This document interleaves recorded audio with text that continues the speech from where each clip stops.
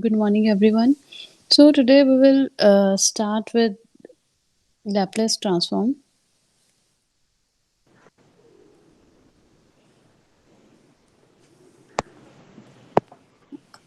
Yes, Rahul, mute yourself. Laplace transform. So, this is the Laplace transform is another mathematical tool to analyze signals and systems, just like Fourier series and Fourier transform. It's another mathematical tool for the analysis of the signals. So first, we will see that what is a Laplace transform, and it is widely used for describing the continuous circuits and systems. The first, I am going to write the mathematical expression of this Laplace transform. If we have a periodic or a non-periodic time functions, suppose if you have a time variable in a time domain for a periodic or a non-periodic time functions xt, then the Laplace transform of this xt, if we have to find the Laplace transform of this xt, then it is given as, this is the symbol for Laplace transform. Laplace transform of x of t is represented as x of s. In this, we will express in s domain. Like आपका Fourier transform में अगर आपको कोई signal given था in time domain तो हम उसका Fourier transform calculate करते थे. सेम अगर आपको कोई सिग्नल टाइम डोमेन में गिवन है तो आपने उसे एस डोमेन में कन्वर्ट करना है. If we want to convert it into S domain then we use Laplace transform. So अगर आपको सिग्नल एक्स और टी गिवन है और उसका लैपलेस ट्रांसफॉर्म कैलकुलेट करना है then it is Laplace transform of X of T is given as X of S, and its formula is 0 to infinity xt e raised to power minus sigma plus, Vikas mute yourself, minus sigma plus j omega into t dt. This is the formula to calculate the Laplace transform of a given signal if xt is a signal in time domain. Then to convert it into an S domain or a Laplace transform of xt is given by this formula, where S is equal to sigma plus j omega. So we can also simplify it. It is 0 to infinity xt e raised to power minus st dt. It is equal to x of s.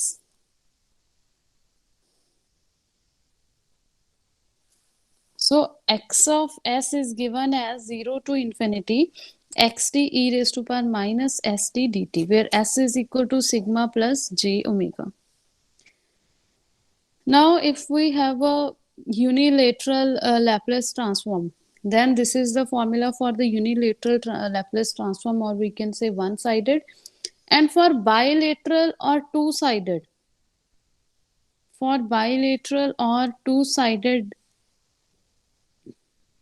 Laplace transform, then your range would be from minus infinity to infinity. For unilateral or single-sided, the range is from 0 to infinity, but for bilateral or two-sided, the range is from minus infinity to infinity x of t e raised to power minus st dt. Now we can say that if the signal is xt, then its Laplace transform would be x of s. So xs is the Laplace transform of xt. Xt is a continuous time signal. So S is your complex variable that we have written over here. This is your complex variable. So sigma, here sigma is the real part and omega is the imaginary part of this variable. So is it clear what is the Laplace transform? So Laplace transform is used to convert the time domain signal into S domain. If we want to convert in S domain, then we use Laplace transform. So it's almost identical to Fourier transform. जैसे Fourier transform में आपको अगर time domain में signal given होता था तो आप उसे फ्रीक्वेंसी डोमेन में कन्वर्ट करते थे using Fourier transform. Then back using inverse Fourier transform, you can convert the signal in frequency domain into time domain. Same here, we have a Laplace transform. Then we can also have an inverse Laplace transform. So first, this is the formula. 0 to infinity xt e raised to power minus st dt, where s is equal to sigma plus j omega. After that,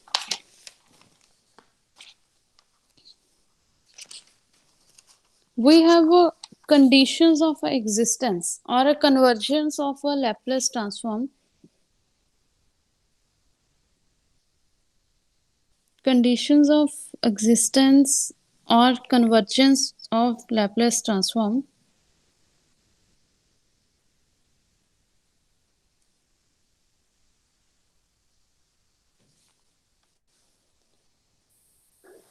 For this, we will define the ROC. It's a very important concept. It is also used in Unit 4. We have Z transform.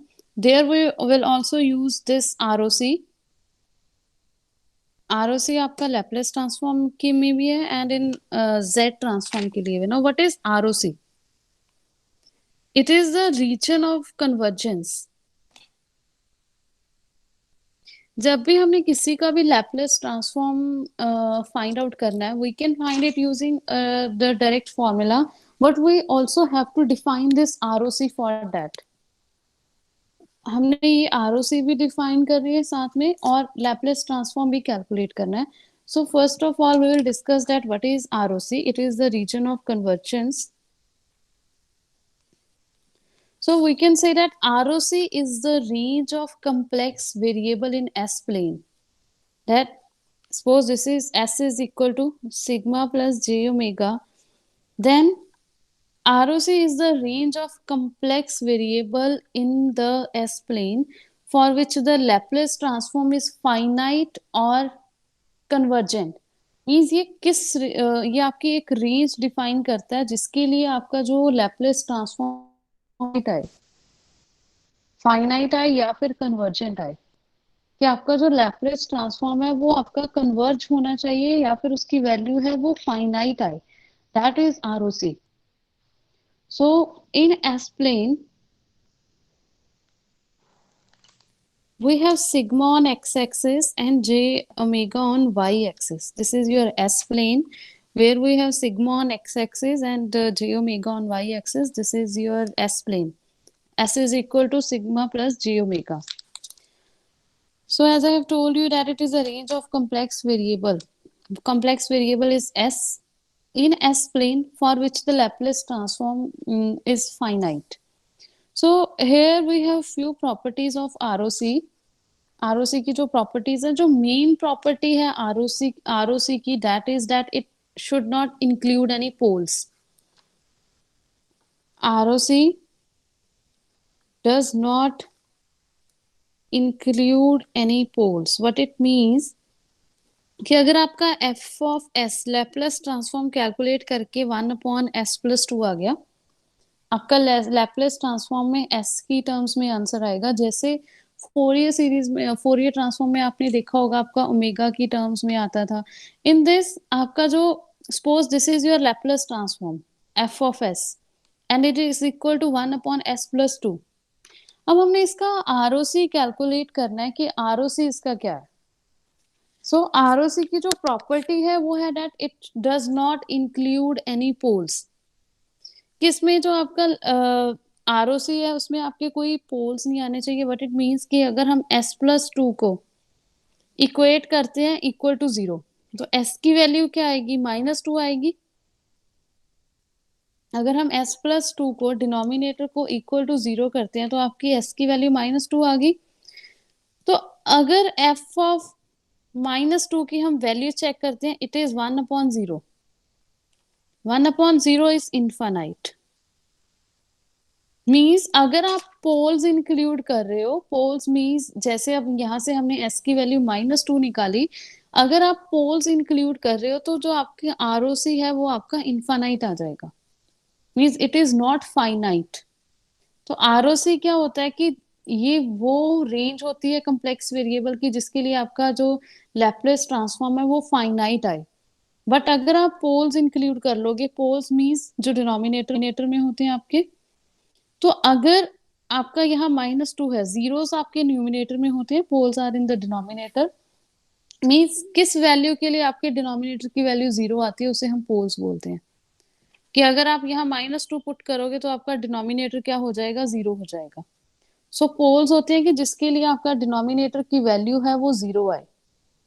So in this case the poles are is -2। At times आपका s+3 ऐसे भी given होता है denominator में, तो उस case में जो पोल्स होंगे वो आपके दो हो सकते हैं, -2 एंड -3। पोल्स आपके वो होते हैं जिसके लिए आपके डिनोमिनेटर की वैल्यू 0 होती है। सो इन दिस केस जो आपका पोल था वो s इज इक्वल टू -2 पे है, तो अगर आपका डिनोमिनेटर 1/0 हो गया तो आपका इनफाइनाइट आ जाएगा। इट मीन्स अगर लैप्लेस ट्रांसफॉर्म आपका इनफाइनाइट आ गया, ये पॉसिबल नहीं है, बिकॉज मैंने आपको स्टार्टिंग में बताया कि आरओसी आपकी वो रेंज डिफाइन करती है जिसके लिए आपका कम्प्लेक्स वेरिएबल है जो वो फाइनाइट हो और कन्वर्ज कर सके, it should not be infinite. So जो फर्स्ट प्रॉपर्टी थी वो यही थी कि आपके आरओसी में पोल्स नहीं आने चाहिए। Then we have another property that is कि अगर आपका राइट साइडेड सिग्नल्स है, if we have a right sided signal,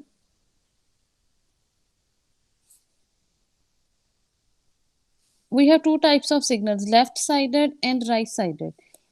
Suppose if we have a right sided signal like this, right sided signal कौन सा होगा आपका, suppose यहाँ से start हो रहा है आपका ये -a से, तो राइट साइड आपका जा रहा है आपका सिग्नल, सो इस सिग्नल को हम बोलेंगे राइट साइडेड सिग्नल।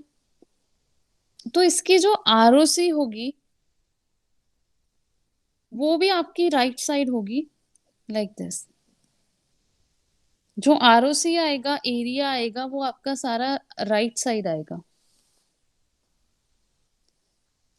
एंड अगर आपका लेफ्ट साइडेड सिग्नल है, अगर आपका सिग्नल कुछ ऐसे है लाइक दिस, देन जो आपकी आरओसी आएगी वो आपकी कंप्लीट लेफ्ट साइड आएगी। ये आपको एग्जांपल के साथ और क्लियर हो जाएंगे, we will I because I am going to use these things in the questions. तभी मैं आपको बता रही हूँ कि अगर आपका लेफ्ट साइडेड सिग्नल है तो आपकी आरओसी लेफ्ट साइड आएगी, अगर आपका राइट साइडेड है तो आपकी राइट साइड आएगी। और अगर आपका दो पोल्स हैं, ये भी हो सकता है कि ये this is your imaginary axis जहां आपका J omega, here you have this is your real axis, J omega is your imaginary axis. तो ये भी हो सकता है कि एक पोल आपका यहाँ हो 2 पे और एक पोल हो आपका -3 पे, तो जो आरओसी हो वो इन बिटवीन दीज टू, इन दोनों के बीच आए आपकी आरओसी, ये भी चीज पॉसिबल है। ये तो था कि अगर आपके पोल की वैल्यू -3 है तो आरओसी इस साइड आएगी, अगर पोल की वैल्यू 2 है तो आरओसी कंप्लीट इसके राइट साइड आएगी। बट अगर आपके पास दो पोल्स हैं तो ये जरूरी हो सकता है कि आरओसी इन दोनों के बीच आए। ऐसा भी हो सकता है कि आरओसी इन दोनों के बीच भी ना आए, कि सपोज हियर यू हैव 2, तो आरओसी आपकी कंप्लीट इस साइड आई एंड -3 के लिए आपकी ये आ गई। We will discuss all these cases. So ROC and stability, now ROC and stability, हम यहीं से जो चीज हमने डिस्कस किया इसी से वो चीज मेंशन करेंगे कि आपका जो सिस्टम है वो स्टेबल है या फिर अनस्टेबल है। We will discuss this thing. आपका जो सिस्टम है आपका स्टेबल होगा अगर वो इमेजिनरी एक्सिस इंक्लूड कर रहा है। See this is your S plane, this is J omega and this is sigma. अगर तो आपका आरओसी में ये इमेजिनरी एक्सिस इंक्लूड हो रही है then your system is a stable, otherwise जो आपका सिस्टम होगा डेट इज अनस्टेबल। सपोज आपको गिवन है क्वेश्चन में कि एच टी का जो लैपलेस ट्रांसफॉर्म है that is H of S, and इसकी जो आरओसी है that is sigma greater than 2। We will see, आपको ऐसा कुछ गिवन है कि एच टी का जो लैपलेस ट्रांसफॉर्म है that is H of S, and जो आरओसी है that is sigma and it is greater than 2। What it means, ये सिग्मा है, ये जे ओमेगा, मीन्स आप 2 पे एक लाइन प्लॉट करोगे एट 2। अगर आपको ऐसा गिवन है सिग्मा ग्रेटर देन 2, तो आप 2 के ऊपर एक लाइन प्लॉट करोगे, एंड जो अब आपका sigma greater than 2 means ROC है जो सिग्मा ग्रेटर देन 2, इस साइड आपकी आरओसी क्या करेगी, लाई करेगी। क्लियर हुआ? सिग्मा ग्रेटर देन 2 दिया हुआ है, अगर सिग्मा लेस देन 2 देते तो हम इस साइड ड्रॉ करते, but it is sigma greater than 2 तो आपका इस साइड आएगा। Now tell me whether your system is ये जो लाइन है इट इज वैल्यू है at sigma is equal to 2 पे, एंड जो कंप्लीट जो रीजन आएगा आपका एरिया आएगा it is for sigma greater than 2। Now can you tell me whether this system is a stable और अनस्टेबल?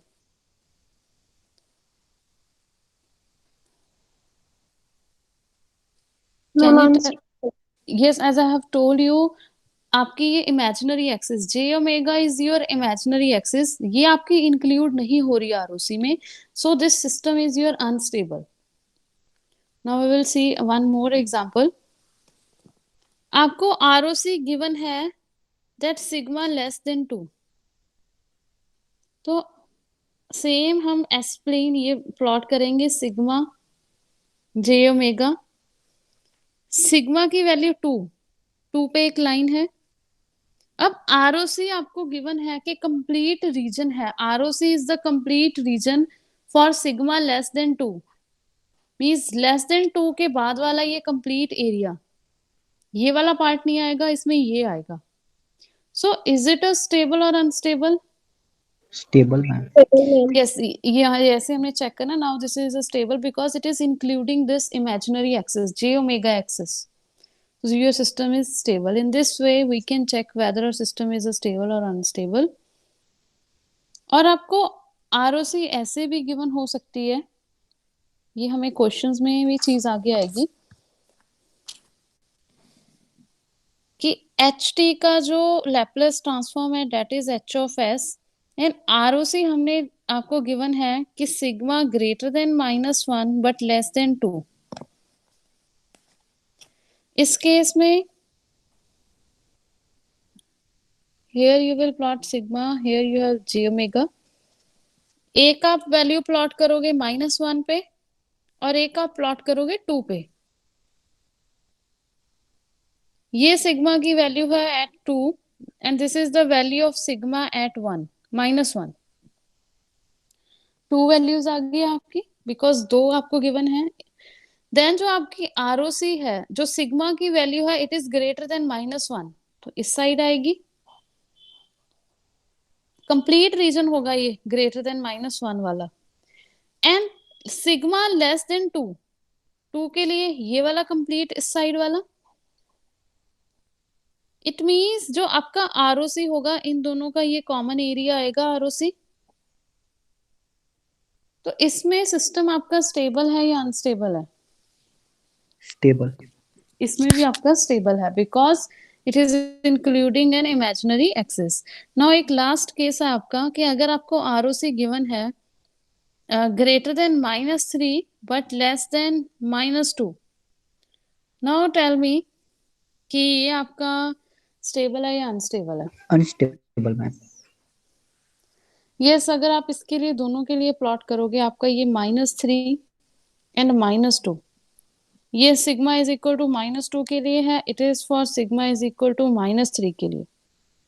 सो इसमें आपका सिग्मा लेस देन -2 ये वाला एरिया आ गया, एंड सिग्मा जो आपकी आरओसी है सिग्मा ग्रेटर देन -3 ये वाला एरिया आ गया, but it is not including the imaginary axis, so this is also your unstable। In this way, by defining the ROC, we can check the stability of a given system. अब इसके लिए ROC हमने questions में भी find out करनी है. There is one shortcut that I am telling you. ये using this shortcut you can define the ROC कि डायरेक्टली जैसे हमने क्वेश्चंस में फाइंड करना होगा कि हमने लैप्लेस ट्रांसफॉर्म भी कैलकुलेट करना है, प्लस हमने उसका ROC भी डिफाइन करना है, region of convergence. So there is one method. There are two steps. One is compare sigma with real part of the coefficient of t in power of e. Just note it down because this point is important. Using this we will compare कि जैसे आपको question में given होगा कि x of t is equal to e raised to power at ut. ऐसा आपको कोई signal given है, आपने क्या करना है, इसका लैप्लेस ट्रांसफॉर्म फाइंड आउट करना है, प्लस आपने इसकी ROC प्लॉट करनी है. सो ROC प्लॉट करने के लिए there is one shortcut that आपने क्या करना है, सिग्मा को, जो सिग्मा है, compare sigma with real part of the coefficient of t in power of e. ये e की पावर में आपको गिवन है, t गिवन है, इसका कोफिशिएंट क्या है, what is the coefficient of t in power of e? A ma'am. a. तो मीन्स हम सिग्मा एंड a के बीच कंपैरिजन करेंगे. जो ये कंपैरिजंस थे, जैसे फॉर डिफाइनिंग द ROC,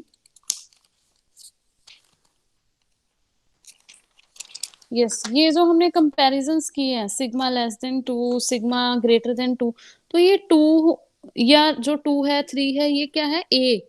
इसमें अब आपका ये क्या है, a है.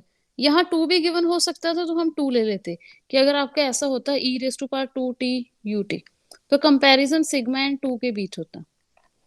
तो अब हमने ROC डिफाइन करनी है. अब हमें ये नहीं पता कि सिग्मा की वैल्यू ग्रेटर होगी a से या लेस देन होगी, बिकॉज ROC में 2 ही पॉइंट्स आते हैं कि सिग्मा ग्रेटर देन a हो सकता है या फिर सिग्मा लेस देन a. ऐसे ही हमने किया क्वेश्चंस. इसमें तो ऑपोजिट था, इसमें आपको ROC गिवन होती थी and you have to plot the graph. इसमें हमने ग्राफ प्लॉट करना होता था बट ROC हमें गिवन होती थी. बट जो आपको क्वेश्चंस आएंगे उसमें हमने ROC भी फाइंड आउट करनी है. तो उसके लिए जो फर्स्ट शॉर्टकट मेथड है, इसमें आपने क्या करना है, compare sigma with the real part of the coefficient of t in power of e. e की पावर में t का कोफिशिएंट a है, so we will compare the sigma and a कि सिग्मा ग्रेटर होगा a से या less than होगा. तो इसके लिए सेकंड चीज होगी, हमें चेक करना है कि सिग्नल है जो आपका लेफ्ट साइडेड है या फिर राइट साइडेड है. अगर तो लेफ्ट साइडेड है देन हम इन दोनों के बीच लेस देन साइन इंसर्ट कर देंगे, लेस देन का साइन, अगर लेफ्ट साइडेड है. And if it is right sided then sigma और a के बीच जो आपका साइन आएगा वो ग्रेटर देन का साइन आएगा if it is right sided. तो जो आपका साइन आएगा वो ग्रेटर देन का साइन आएगा if it is right sided. Clear होगी ये चीज. लेफ्ट साइडेड के लिए ये चीज हम क्वेश्चन से देखेंगे कि आपको कैसे पता चलता है कि सिग्नल आपका लेफ्ट साइडेड है या राइट साइडेड है. ये आपको क्वेश्चन देख के ही क्लियर हो जाएगा कि सिग्नल राइट साइडेड है या लेफ्ट साइडेड है.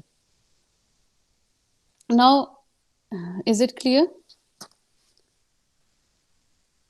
Yes ma'am.